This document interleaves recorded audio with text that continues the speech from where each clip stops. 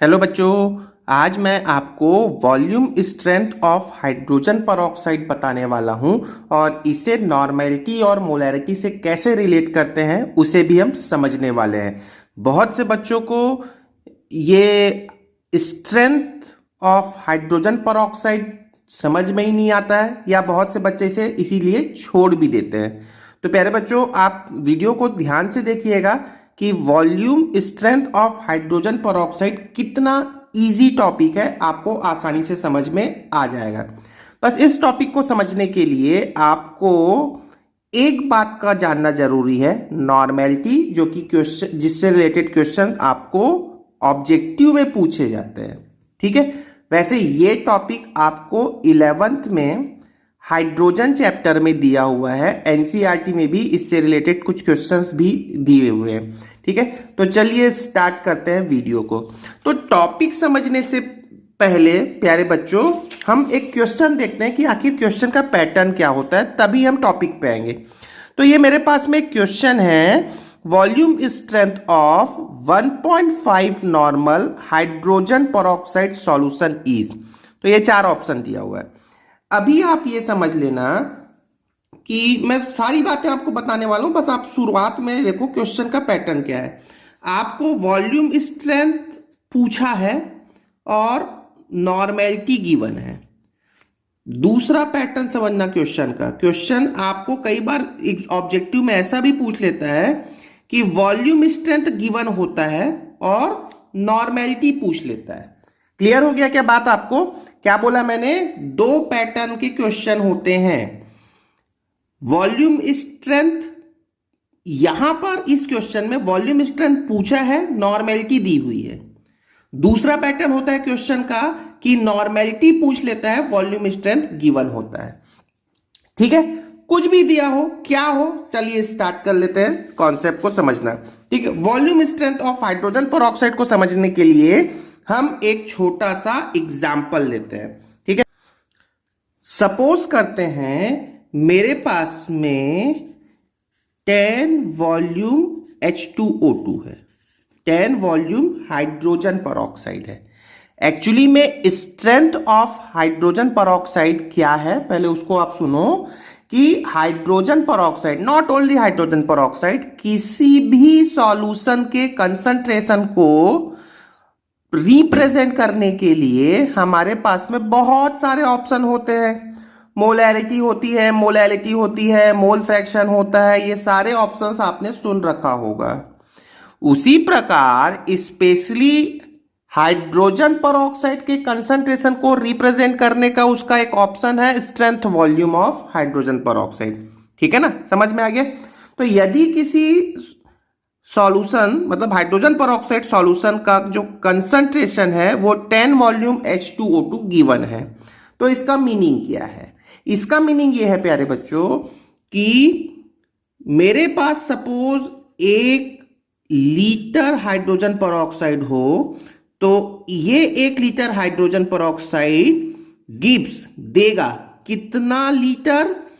10 litre of O2, 10 litre of O2। समझ में है? नहीं समझ में है? चलो दूसरा एग्जांपल देखो।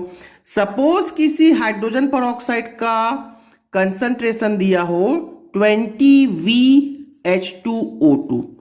What does it mean? इसका बस मीनिंग समझ लो आप। इसका मीनिंग ये है कि 1 लीटर हाइड्रोजन परऑक्साइड गिव्स, मैं यहां पर लिख देता हूं एरो के ऊपर में, वैसे ये तो पूरी बातें समझने के लिए है, 20 लीटर ऑफ ऑक्सीजन।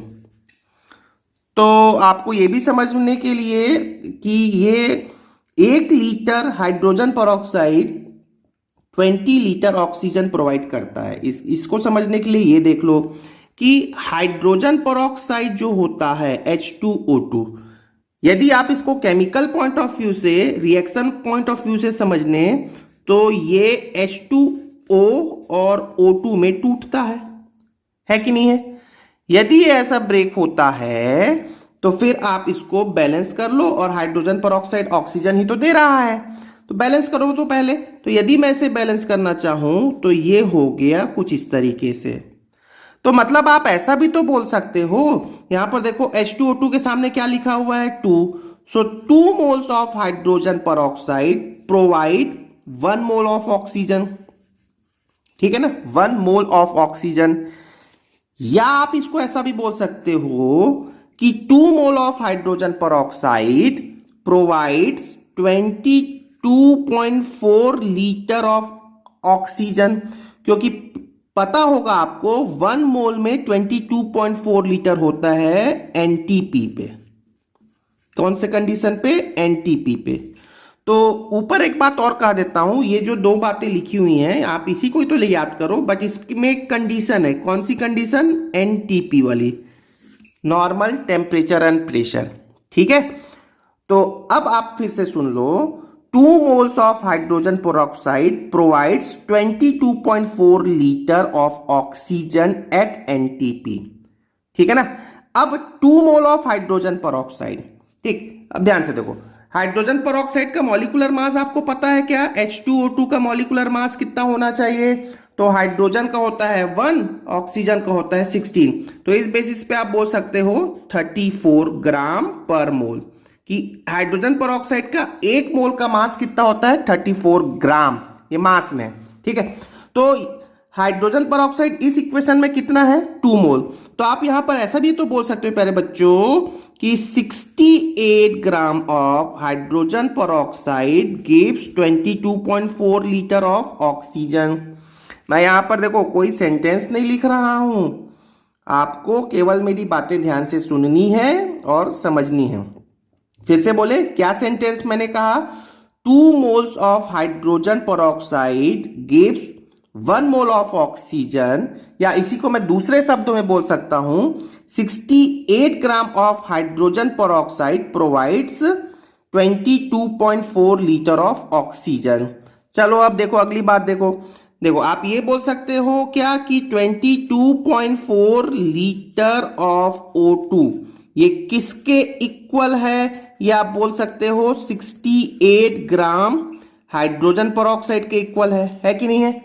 और ये 68 ग्राम ऑफ हाइड्रोजन पेरोक्साइड, ठीक है, ये 68 gram of hydrogen peroxide provide करता है 22.4 लीटर ऑक्सीजन। अब चलिए अब यहां पर हम अगले अपने एग्जाम्पल को देख लेते हैं। मैंने 2 एग्जाम्पल लिख रखा है, एग्जाम्पल 1 और एग्जाम्पल 2। तो एग्जाम्पल 1 को बेस लेकर समझते हैं। यदि मेरे पास में 20 वॉल्यूम ऑफ हाइड्रोजन पेरोक्साइड है, तो इसका 1 litre of hydrogen peroxide provides 10 litre of O2, ठीक है, ये O2 लिखा हुआ है, ठीक। अब आप यहां पर देखो, यदि मेरे को 22.4 लीटर ऑक्सीजन से 68 ग्राम ऑफ हाइड्रोजन पेरोक्साइड मिलता है, तो 10 लीटर ऑक्सीजन, 10 लीटर ऑक्सीजन, ठीक है ना, ये देखो ये 10 लीटर ऑफ ऑक्सीजन कितने मास से मिलेगा हाइड्रोजन पेरोक्साइड के? तो ये आप बोलोगे 68 अपॉन में 22.4 लीटर इंटू 10 लीटर, ठीक है ना। ये क्या आ गया? कौन सी यूनिट में आ गया? ग्राम में। मतलब मैं यही बोल सकता हूं कि 10 लीटर ऑक्सीजन मुझे इतने ग्राम, इसको सॉल्व कर लेंगे ना, तो इतने ग्राम हाइड्रोजन पेरोक्साइड से मिलेगा। क्लियर हो गई बात पूरी तरह से?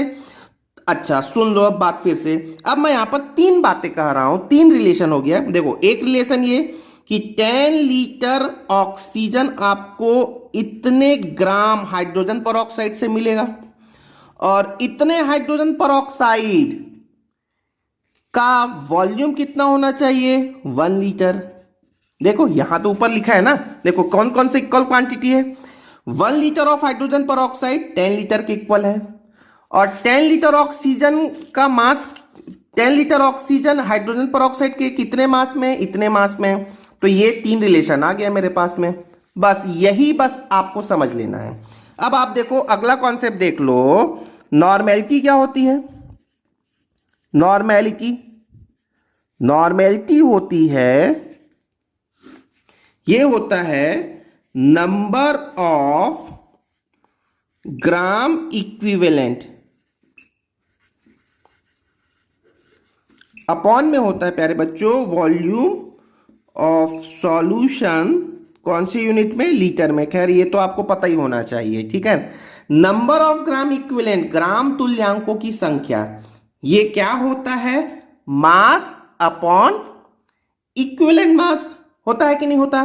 ठीक है, जैसे मोल होता है मास अपॉन मॉलिक्यूलर मास, वैसे ही ग्राम इक्विवेलेंट होता है मास अपॉन इक्विवेलेंट मास। चलिए अब मैं डायरेक्टली नॉर्मेलिटी लगाता हूं यहां पर हाइड्रोजन परऑक्साइड के लिए। ठीक है, अब देखो ध्यान से देखो, हाइड्रोजन परऑक्साइड का मास कितना है? ये है ना, हाइड्रोजन परऑक्साइड का मास कितना है? ये तो ये मैंने लिख लिया 68 अपॉन 22.4 इंटू 10। क्लियर हो गया क्या? ये मैंने लिख लिया हाइड्रोजन परऑक्साइड का मास।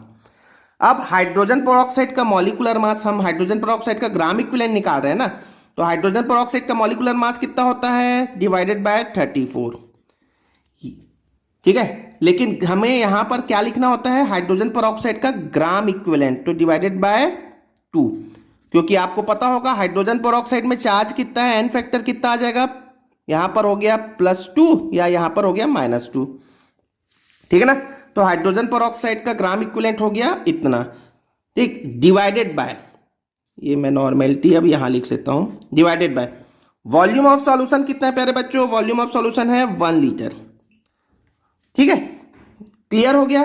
तो ये नंबर, ये वाला जो ऊपर को पूरी क्वांटिटी है, ये क्या है? ऊपर वाली क्वांटिटी ये होता है number of gram equivalent. Number of gram equivalent क्या हो गया? Mass upon equivalent mass. ये हो गया आपका मास हाइड्रोजन परऑक्साइड का ऊपर वाला, और ये नीचे जो मैंने लिखा है 34/2, ये हो गया इक्विवेलेंट मास। यदि आप इसे सॉल्व करते हैं, ठीक है ना, यदि आप इसे सॉल्व करते हैं तो ये हो जाएगा n is equal to 10 divided by 5.6।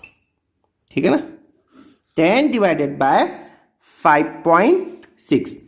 ठीक, अब आप ध्यान से देख लो प्यारे बच्चों कि ये मैंने पूरा सॉल्व करके बताया है। 10 को मैंने एज यूजुअल लिखा और इतने पोर्शन को सॉल्व किया है। ठीक है ना, तो इसको मैंने इस फॉर्म में इसलिए लिखा है क्योंकि एक फॉर्मूला जैसा बन जाएगा। कैसे फॉर्मूला जैसा बनेगा? अब देखो, आपको क्या क्वेश्चन में हमेशा 10v ही देगा क्या? नहीं देगा ना। अब देख लो आप 10 जहां जहां पर 10 है वहां वहां पर आप सपोज कोई भी एक नंबर लिख लो। चलो v वॉल्यूम लिख लो, कोई भी एक नंबर लिख लो, 10 की जगह पे कुछ भी एक नंबर हो सकता है, तो वही नंबर मैं यहां पर लिख देता हूं। तो मेरे पास में अब फॉर्मूला एक आ गया, आप फॉर्मूला लर्न कर लो। n is equal to volume strength divided by 5.6। ये फॉर्मूला आप डायरेक्टली लर्न कर लो प्यारे बच्चों। अब मैंने आपको कॉन्सेप्ट भी बता दिया है, रिलेशन भी बता दिया है। अब आप जो याद करना चाहते हैं याद कर लो। वैसे मैं तो कहता हूं कि ऑब्जेक्टिव के लिए फिर इतना बड़ा डेरिवेशन सोचना समझना जरूरत नहीं है। आप ये डायरेक्टली फॉर्मूला लर्न कर लो कि नॉर्मेलिटी पता है, वॉल्यूम स्ट्रेंथ पता है, तो उनके बीच में ये रिलेशन हो गया। ठीक है, वैसे 5.6 भी कोई हमारे लिए बहुत ही टफ वैल्यू नहीं है याद रखने के लिए। आपको मैं बोल देता हूं 22.4 डिवाइडेड बाय यदि 4 करोगे ना तो ये 5.6 ही आता है। 22.4 लीटर सब बच्चों को पता होता है, उसको यदि 4 से डिवाइड कर दें तो वो 5.6 ही होता है। चलिए अब हम आते हैं इस क्वेश्चन पे। अब देख लो यहां पर volume strength of 1.5 normal hydrogen peroxide आपको फाइंड आउट करना है। ठीक है, तो क्या फॉर्मूला है मेरे पास में? Normality is equal to volume strength divided by 5.6। ठीक है ना, तो नॉर्मेलिटी आपको क्या गिवन है? 1.5। तो नॉर्मेलिटी आपको नोन है 1.5, वॉल्यूम स्ट्रेंथ आपको नहीं पता है और ये हो गया 5.6। ठीक है, तो वॉल्यूम स्ट्रेंथ फिर कितना हो गया? 15 6 जा होता है 90, मतलब 0 हो गया, कैरी हुआ 9। 15 5 जा 75, 75 और 9 कितना हो गया? 84।